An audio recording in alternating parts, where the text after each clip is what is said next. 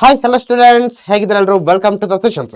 ಇವತ್ತಿನ ಈ ಒಂದು ಕ್ಲಾಸಲ್ಲಿ ನಾವು ಪಬ್ಲಿಕ್ ಅಡ್ಮಿನಿಸ್ಟ್ರೇಷನ್ ಅಂಡ್ ಇಂಟ್ರೊಡಕ್ಷನ್ ಈ ಚಾಪ್ಟರ್ ರಿಲೇಟೆಡ್ ನಾವೇನ್ ಮಾಡೋಣ, LBA ಕ್ವಶನ್ ಅಂಡ್ ಆನ್ಸರ್ ನಾವು ಡಿಸ್ಕಷನ್ ಮಾಡ್ತಾ ಹೋಗೋಣ. ಓಕೆನಾ?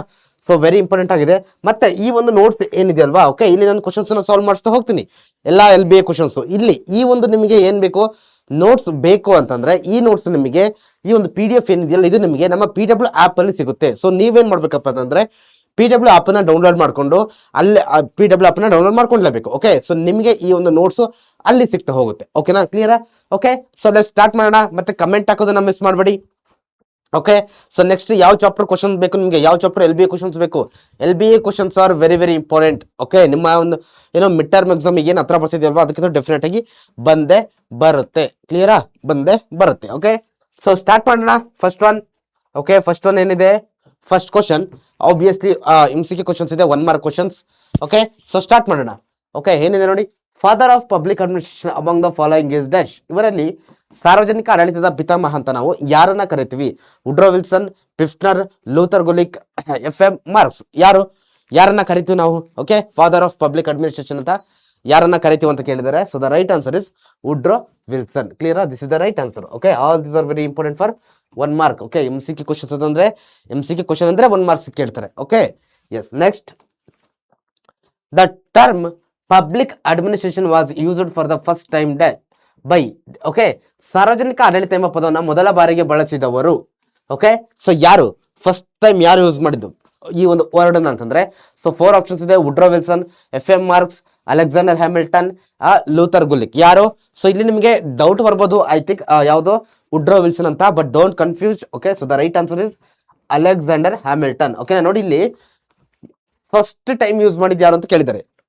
ಓಕೆನಾ? ಪಬ್ಲಿಕ್ ಅಡ್ಮಿನಿಸ್ಟ್ರೇಷನ್ ಅನ್ನೋ ವರ್ಡ್ ಅನ್ನ ಫಸ್ಟ್ ಟೈಮ್ ಮೊದಲ ಬಾರಿಗೆ ಅಂತ ಕೇಳಿದ್ರೆ, ಈಗ ಫಸ್ಟ್ ಅಂತಂದ್ರೆ ಆಲ್ಫಾಬೆಟ್ ಅಲ್ಲಿ ಏನು ಸ್ಟಾರ್ಟ್ ಆಗುತ್ತಲ್ವಾ, ಆ ಎ ಇಂದ ಅಲೆಕ್ಸಾಂಡರ್ ಅಂತ ನೆನ್ಪಿಟ್ಕೋಬೇಡಿ. ಕ್ಲಿಯರ್? ಎ ನ ನೆನ್ಪಿಟ್ಕೋಬೇಡಿ. ಓಕೆ, ಸೊ ಹಾಗೆ ಮುಂದೆ ಹೋಗೋಣ. ಓಕೆ, ಹಾಗೆ ಮುಂದೆ ಹೋದ್ರೆ ಇಲ್ಲಿ ಯಾವ್ದು ಸಿಗುತ್ತೆ? The article of our constitution which makes provision for state public service commission, union public service commission. Okay, ಯಾವುದು? ಓಕೆ, ಯಾವ್ದು ಹೇಳಿ ನೋಡೋಣ.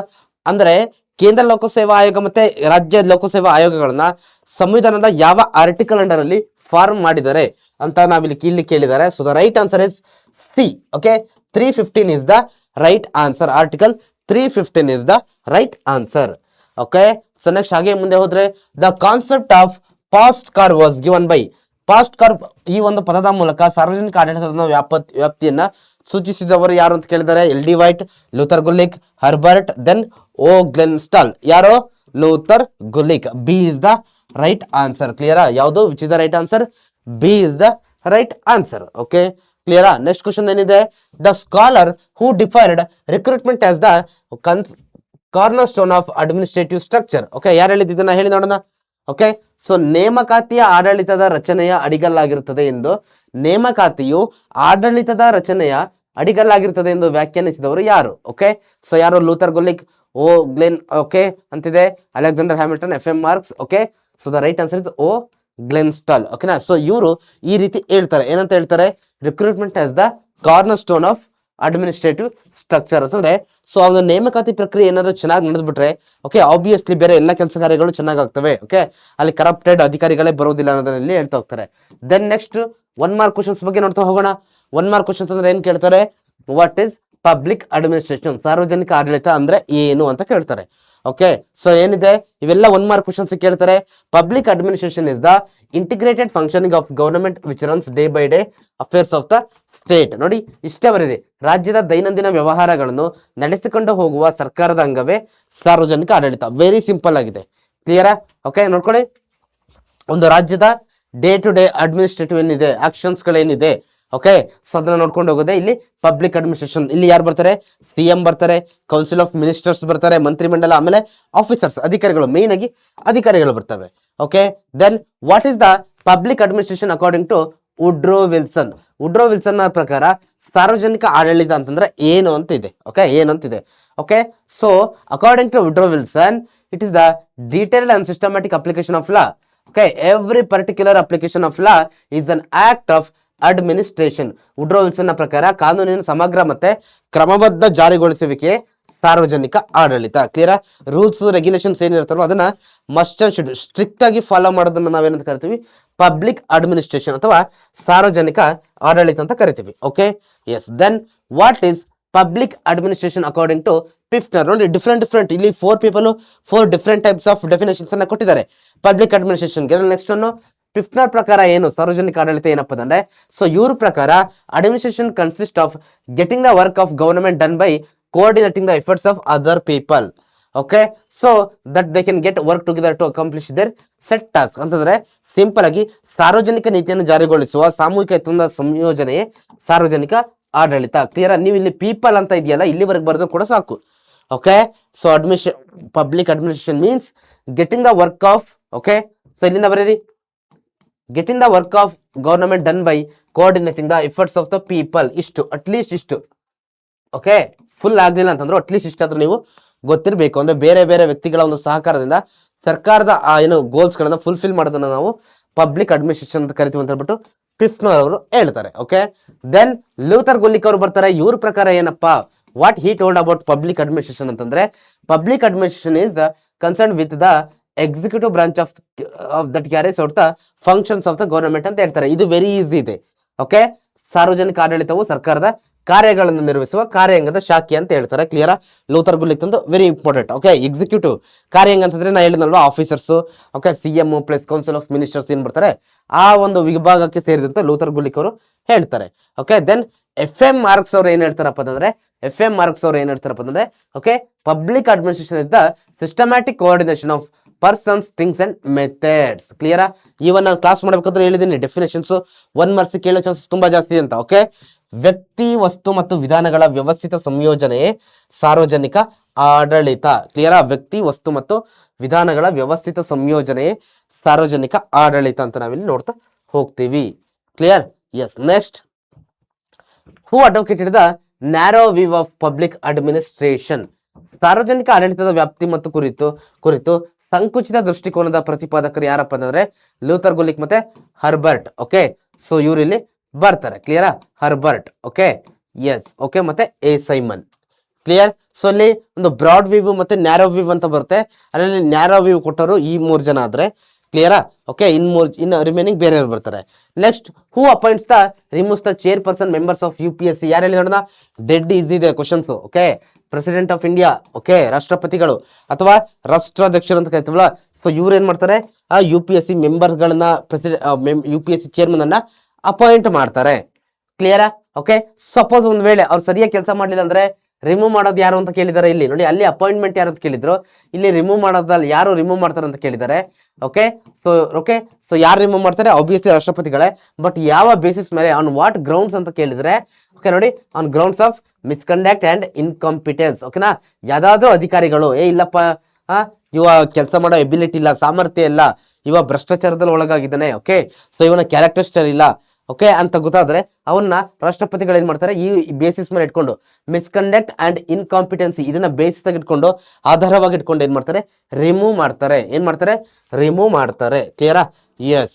Okay, next, where is the head quarter of UPSC located? New Delhi. Okay, this is very easy one, ಜಾಸ್ತಿ ಏನು difficult ಅಂತೇನೆ ಇಲ್ಲ. ಕ್ಲಿಯರಾ? So ಇದು ನಿಮ್ಗೆ ಗೊತ್ತಿದೆ. ಓಕೆ, ಕೇಂದ್ರ ಲೋಕಸೇವಾ ಆಯೋಗ ಅಂದ್ರೆ ಅಲ್ಲೇ ಬರುತ್ತೆ. ಓಕೆ, ಸೊ ಅದಾದ್ಮೇಲೆ ಕರ್ನಾಟಕದ ಲೋಕಸೇವಾ ಮೆಂಬರ್ಸ್ ಅನ್ನ ಅಪಾಯಿಂಟ್ ಮಾಡೋದು ಯಾರು? KPSC ಅಂತ ಇದೆಯಲ್ವಾ, ವಿ ಕಾಲ್ KPSC. ಓಕೆ, ಆ KPSC ಯ ಮೆಂಬರ್ಸ್ ಮತ್ತೆ ಅಧಿಕಾರಿಗಳನ್ನ ನೇಮಕ ಮಾಡೋದು ಮತ್ತೆ ಅಧ್ಯಕ್ಷರನ್ನ ಸದಸ್ಯರನ್ನ ನೇಮಕ ಮಾಡೋದು ಮತ್ತೆ ವಜಾ ಮಾಡೋದು ಎರಡೂ ಕೂಡ ಗವರ್ನರ್, ರಾಜ್ಯಪಾಲರಿಗೆ ಬಿಟ್ಟಿದ್ದು. ಯಾರಿಗೆ? ರಾಜ್ಯಪಾಲರಿಗೆ. ಕ್ಲಿಯರ್? ಅವ್ರ ಹತ್ರನೇ ಇರುತ್ತೆ ಅಧಿಕಾರ. ಓಕೆ, ಸೆಂಟ್ರಲ್ ಅಂತ ಬಂದಾಗ ರಾಷ್ಟ್ರಪತಿಗಳು, ಸ್ಟೇಟ್ ಅಂತ ಬಂದಾಗ ರಾಜ್ಯಪಾಲರು. Okay, next, what is recruitment? ನೇಮಕಾತಿ ಅಂದ್ರೆ ಏನು ಅಂತ ಕೇಳ್ತಾರೆ. Okay, what is recruitment? ನೇಮಕಾತಿ ಅಂತಂದ್ರೆ ಏನು ಅಂತ ಕೇಳ್ತಾರೆ. ಸಿಂಪಲ್ ಆಗಿದೆ, recruitment is the process of selecting suitable person for suitable post. ಇಷ್ಟೇನೆ. ಓಕೆ, ಸೂಕ್ತ ಹುದ್ದೆಗಳಿಗೆ ಸೂಕ್ತ ವ್ಯಕ್ತಿಗಳನ್ನ ಆಯ್ಕೆ ಮಾಡುವ ಒಂದು ಪ್ರಕ್ರಿಯೆಯನ್ನು ನಾವೇನಂತ ಕರಿತೀವಿ? ರಿಕ್ರೂಟ್ಮೆಂಟ್. ಓಕೆ, ಏನಂತ ಕರಿತೀವಿ? ರಿಕ್ರೂಟ್ಮೆಂಟ್ ಅಂತ ಕರಿತೀವಿ. ಅಷ್ಟೇ, ವೆರಿ ಸಿಂಪಲ್ ಇದೆ, ಡೆಡ್ ಈಸಿ ಇದೆ. ಓಕೆ, ಫೋಕಸ್ ಮಾಡಿ. ಓಕೆ, ಸಿಂಪಲ್ ಆಗಿದೆ. ನೇಮಕಾತಿ ಅಂತಂದ್ರೆ ಏನು? 2 ಟೈಪ್ಸ್ ಬರುತ್ತೆ ಅದರಲ್ಲಿ. ಓಕೆನಾ, ಡೈರೆಕ್ಟ್, ಇಂಡೈರೆಕ್ಟ್ ಅಂತ ಫ್ಯೂಚರ್ ಅಲ್ಲಿ ನೋಡ್ತಾ ಹೋಗ್ತೀವಿ ನೆಕ್ಸ್ಟ್ ಕ್ವಶನ್ಸ್ ಅಲ್ಲಿ. Okay, yes. Then where is the head quarter of KPSC located? ಎಲ್ಲಿ? KPSC ಕೇಂದ್ರ ಕಚೇರಿ ಬೆಂಗಳೂರಲ್ಲಿ ಇದೆ. ಎಲ್ಲಿದೆ? ಬೆಂಗಳೂರಲ್ಲಿ ಇದೆ. ಕ್ಲಿಯರಾ? Yes. Okay, then which article of our constitution mentions about the functions of UPSC. ಸಂವಿಧಾನದ ಯಾವ ವಿಧಿಯು ಕೇಂದ್ರ ಲೋಕಸೇವಾ ಆಯೋಗದ ಕಾರ್ಯಗಳ ಬಗ್ಗೆ ತಿಳಿಸುತ್ತದೆ ಅಂತಂದ್ರೆ ಆರ್ಟಿಕಲ್ 320. ಕ್ಲಿಯರಾ? KPSC ಅಥವಾ UPSC ಕೆಲಸ ಕಾರ್ಯ ಏನಂತ ಆರ್ಟಿಕಲ್ 320 ತಿಳಿಸುತ್ತೆ. Then okay, next question, as per which article of our constitution president can declare state emergency? ಸಂವಿಧಾನದ ಯಾವ ವಿಧಿ ಅನ್ವಯ ರಾಜ್ಯದಲ್ಲಿ ತುರ್ತು ಪರಿಸ್ಥಿತಿ ಅಥವಾ ರಾಷ್ಟ್ರಾಧ್ಯಕ್ಷನ ಆಳ್ವಿಕೆಯನ್ನ ಜಾರಿಗೊಳಿಸಬಹುದು ಅಂತಂದ್ರೆ article 356. Okay, article 356 is the right answer. Okay, so ಏನೋ ಯಾವುದೋ ಒಂದು ಸ್ಟೇಟ್, ಸಪೋಸ್ ಈಗ ವಿ ಹ್ಯಾವ್ 28 ಸ್ಟೇಟ್ಸ್. ಓಕೆನಾ? ಇನ್ ದೋಸ್ 28 ಸ್ಟೇಟ್ ಯಾವುದೋ ಒಂದು ಸ್ಟೇಟು ಸರಿಯಾಗಿ ಕೆಲಸ ಮಾಡಿಸಲ್ಲ, according to constitution it's not working ಅಂತ ಗೊತ್ತಾದ್ರೆ ಓಕೆ, ಅಲ್ಲೇನ್ ಮಾಡೋದು? ಓಕೆ, ಸೊ ರಾಷ್ಟ್ರಪತಿಗಳಲ್ಲಿ ಆ ಪ್ರೆಸಿಡೆಂಟ್ ರೂಲ್ ಅನ್ನ ಡಿಕ್ಲೇರ್ ಮಾಡಬಹುದು. ಕ್ಲಿಯರ್? ಪ್ರೆಸಿಡೆಂಟ್ ರೂಲ್ ಡಿಕ್ಲೇರ್ ಮಾಡಬಹುದು. Then who is the administrative head of the home ministry? Okay, ರಾಜ್ಯ ಗೃಹ ಇಲಾಖೆಯ ಆಡಳಿತಾತ್ಮಕ ಮುಖ್ಯಸ್ಥರು ಯಾರು? ಓಕೆ, ರಾಜ್ಯ ಗೃಹ ಇಲಾಖೆ. ಓಕೆ, ಯಾರು ರಾಜ್ಯ ಗೃಹ ಇಲಾಖೆ ಅಂತಂದ್ರೆ ಯಾವುದು? ಹೋಮ್ ಮಿನಿಸ್ಟ್ರಿ ಅಂತ ಬಂದಾಗ ಹೋಮ್ ಸೆಕ್ರೆಟರಿ ಇರ್ತಾರೆ. ಕ್ಲಿಯರ್? ಯಾರು? ಗೃಹ ಕಾರ್ಯದರ್ಶಿಗಳು ಇರ್ತಾರೆ. ಕ್ಲಿಯರಾ? ಓಕೆ, ಸೊ ಇದಾದ ಮೇಲೆ who advocated the comprehensive view of public administration? ನೋಡಿ, ಅಲ್ಲಿ ನಾವು ನ್ಯಾರೋ ವ್ಯೂ ನೋಡಿದ್ವಿ. In last question we discussed about narrow view of public administration. Here comprehensive view. Okay, ಸಮಗ್ರ ದೃಷ್ಟಿಕೋನ ಅಂತ ಬಂದಾಗ ವುಡ್ರೋ ವಿಲ್ಸನ್ ಮತ್ತೆ LD ವೈಟ್. ಕ್ಲಿಯರ್? ಅಲ್ಲಿ ಲೂಥರ್ ಗುಲಿಕ್ ಮತ್ತೆ ಬೇರೆ ಬೇರೆ ಬಂದಿದ್ರು.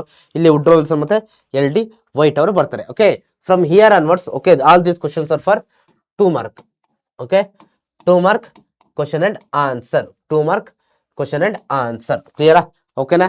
ಸೊ ವೆರಿ ಈಸಿ ಇದೆ. Okay, all these questions are very very important. ಯಾವುದನ್ನು ಮಿಸ್ ಮಾಡಕ್ ಹೋಗ್ಬೇಡಿ. ಓಕೆ, ಸೊ ಫಸ್ಟ್ ಕ್ವಶನ್ ಏನಿದೆ? Okay, public administration functions from the birth to death of a person justify? ಸಾರ್ವಜನಿಕ ಆಡಳಿತವು ವ್ಯಕ್ತಿ ಜನನದಿಂದ ಮರಣದವರೆಗೆ ಅಗತ್ಯವಾದ ಸೇವೆಗಳನ್ನು ಒದಗಿಸುತ್ತದೆ, ಸಮರ್ಥಿಸಿ ಅಂತ ಕೇಳ್ತಾರೆ. ಕ್ಲಿಯರಾ? So we all know public administration means what? Public administration is the administration of government. ಓಕೆನಾ? ಜನರ ಅಥವಾ ರಾಜ್ಯ ಸರ್ಕಾರಗಳ ಒಂದು ಏನೋ ಅಡ್ಮಿನಿಸ್ಟ್ರೇಷನ್ ನೋಡ್ಕೊಳ್ಳೋದು. Okay, why it's important and how it's work from birth to death of a persons ಅಂದ್ರೆ suppose ಈಗ ಯಾರೋ ಒಬ್ಬ ವ್ಯಕ್ತಿ ಜನಿಸಿದ್ದಾನೆ ಅಂತ ಅನ್ಕೊಳ್ಳಿ, ಅವನ ಹುಟ್ಟಿದ್ರಿಂದ ಸಾಯೋವರೆಗೂ ಅವನ ಮೇಲೆ ಸರ್ಕಾರದ ರೂಲ್ ಅನ್ನೋದು ಇದ್ದೇ ಇರುತ್ತೆ. ಓಕೆ, so first of all rule and order ಸರ್ಕಾರ ಕಂಟ್ರೋಲ್ ಮಾಡುತ್ತೆ, ಕಾನೂನು ಮತ್ತು ಸುವ್ಯವಸ್ಥೆ, ಅದರಲ್ಲಿ ಜನಗಳು ಬರ್ತಾರೆ. ಸೊ ನಮಗೆ okay, if you want to lead a good life, ನಮಗೆ ಏನ್ ಬೇಕು? ಇದು ಬೇಕೇ ಬೇಕಲ್ವಾ? ನೆಸೆಸಿಟಿ ಇದೆಯಲ್ವಾ? ಓಕೆ, ಒಳ್ಳೆ ಕಾನೂನು ಶಾಂತಿ ಸುವ್ಯವಸ್ಥೆ ಇರೋ ಜಾಗದಲ್ಲಿ ಮಾತ್ರ ನಾವು ವರ್ಕ್ ಮಾಡ್ಲಿಕ್ಕೆ ಸಾಧ್ಯ. Otherwise it's not possible. Okay, ಕ್ಲಿಯರಾ? ಅದು ಬರ್ತಾ ಹೋಗುತ್ತೆ. Then protection of life and property of the people. Okay, ಜನರ ಜೀವ ಮತ್ತು ಆಸ್ತಿ ರಕ್ಷಣೆ. ನಾಳೆ ನಮ್ಮಲ್ಲಿ ಯಾರು ಅಟ್ಯಾಕ್ ಮಾಡಕ್ ಬಂದ್ರೆ ಎಲ್ಲಿಗೆ ಹೋಗ್ತೀವಿ? ಪೊಲೀಸ್ ಸ್ಟೇಷನ್ಗೆ ಹೋಗ್ತೀವಿ. ಓಕೆನಾ? ಇನ್ನೇನೋ ಸಮಸ್ಯೆ ಆಯ್ತು, ಕೋರ್ಟಿಗೆ ಹೋಗ್ತೀವಿ. ಕ್ಲಿಯರಾ? ಓಕೆ, ಅದಾದ್ಮೇಲೆ ಡಿಸ್ಪೆನ್ಷನ್ ಆಫ್ ಜಸ್ಟಿಸ್, ನ್ಯಾಯ ಒದಗಿಸೋದು ಕೂಡ ಬರುತ್ತೆ. ಪ್ರೊವೈಡ್ ಎಜುಕೇಶನ್, ಶಿಕ್ಷಣವನ್ನ ಒದಗಿಸೋದು. ಓಕೆ, ಪ್ರೊವೈಡ್ ಎಂಪ್ಲಾಯ್ಮೆಂಟ್, ಉದ್ಯೋಗ ಕೊಡಿಸೋದು. ಓಕೆ, ಸಪ್ಲೈ ಆಫ್ ನೆಸರಿ ಗುಡ್ಸ್, ಅಗತ್ಯ ಸರಕುಗಳ ಪೂರೈಕೆ.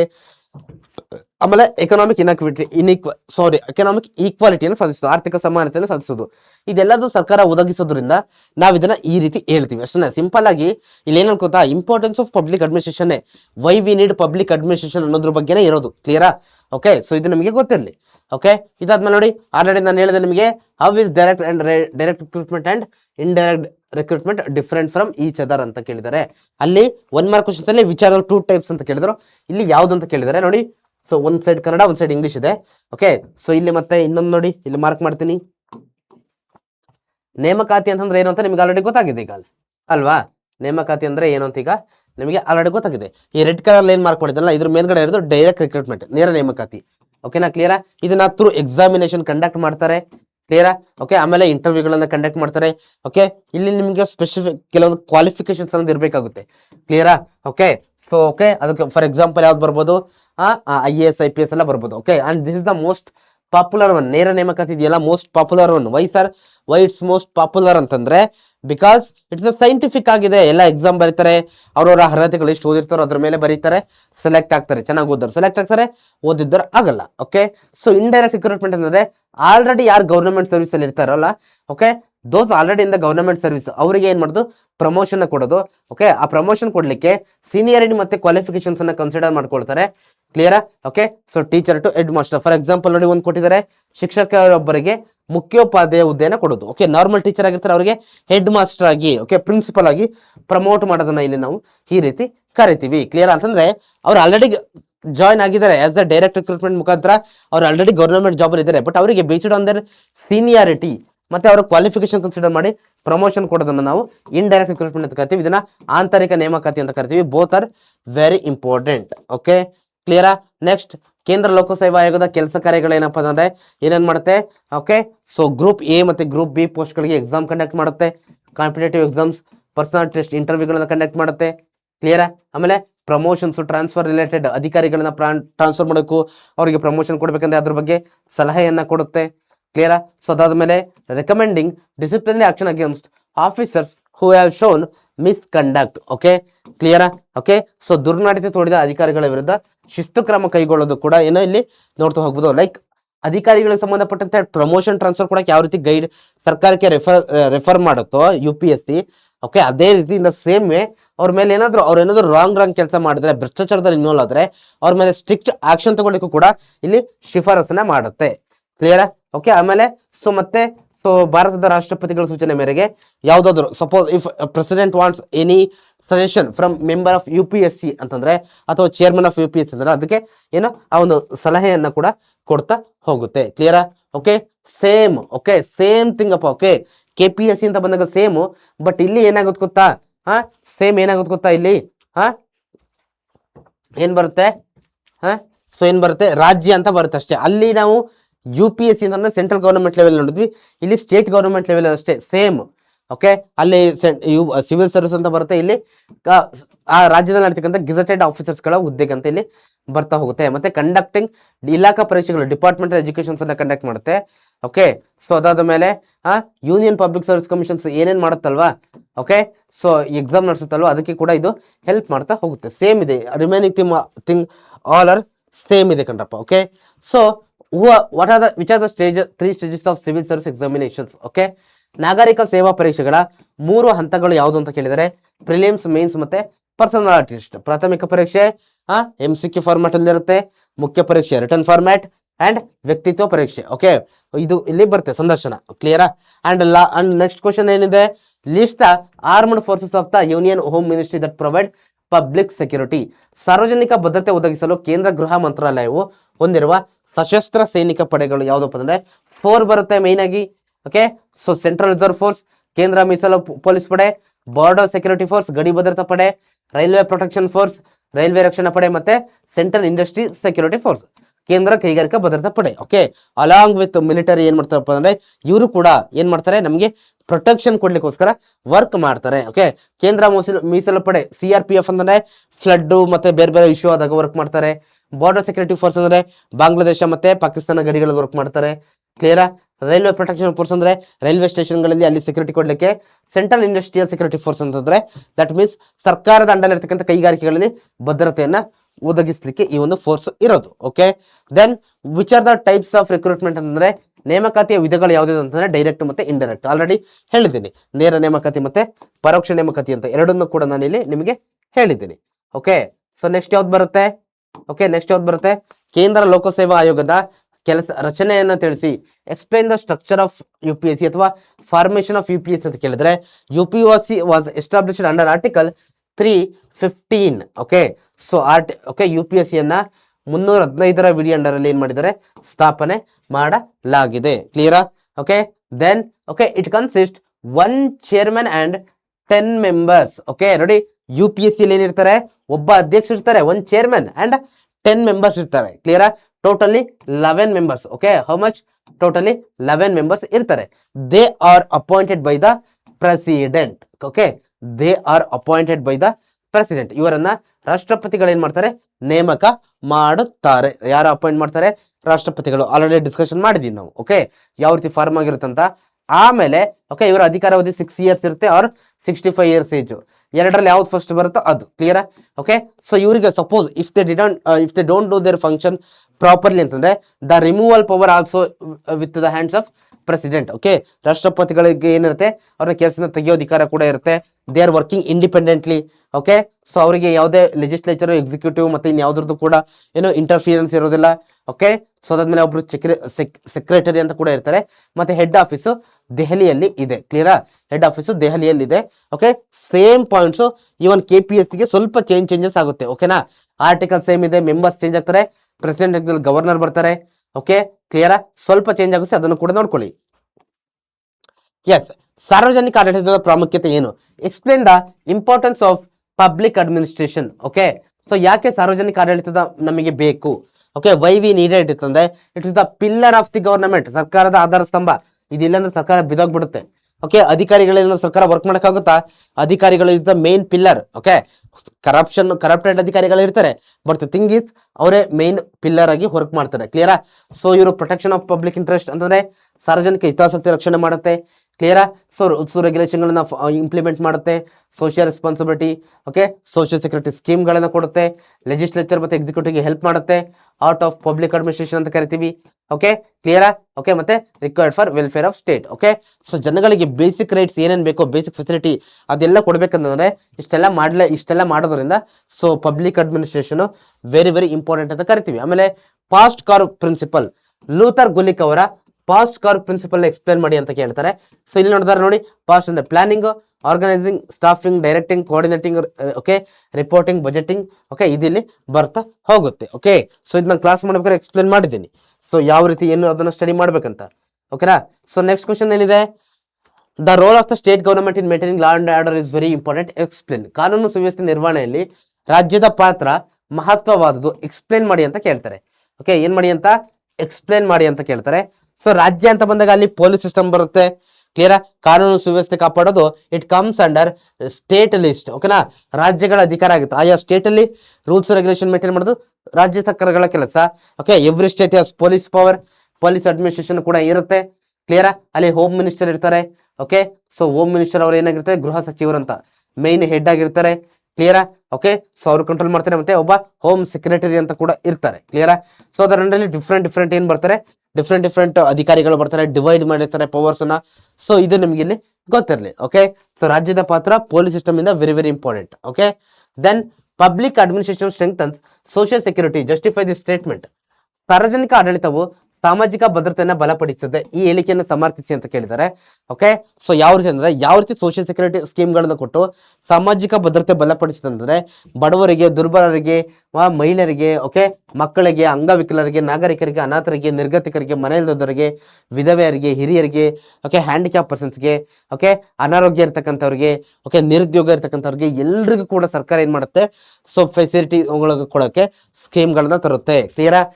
ಓಕೆ, ಆಮೇಲೆ ಯಾರಾದ್ರೂ ಸ್ವಲ್ಪ ಜನಕ್ಕೆ ಊಟನೇ ಇರಲ್ಲ ಅಂತ ವ್ಯಕ್ತಿಗಳು ಕೂಡ ಹೆಲ್ಪ್ ಮಾಡಕ್ಕೆ ಏನ್ ಮಾಡುತ್ತೆ? ಫುಡ್ ಸೆಕ್ಯೂರಿಟಿ ಸ್ಕೀಮ್ಸ್ ಗಳನ್ನು ಕೂಡ ಏನ್ ಮಾಡುತ್ತೆ? ಸರ್ಕಾರ ಜಾರಿಗೆ ತರುತ್ತೆ. ಕ್ಲಿಯರಾ? ಜಾರಿಗೆ ತರುತ್ತೆ. ಕ್ಲಿಯರಾ? ಓಕೆ, ಸೊ ಇದೆಲ್ಲ ಇಲ್ಲಿ ಬರ್ತಾ ಹೋಗುತ್ತೆ. ಕ್ಲಿಯರಾ?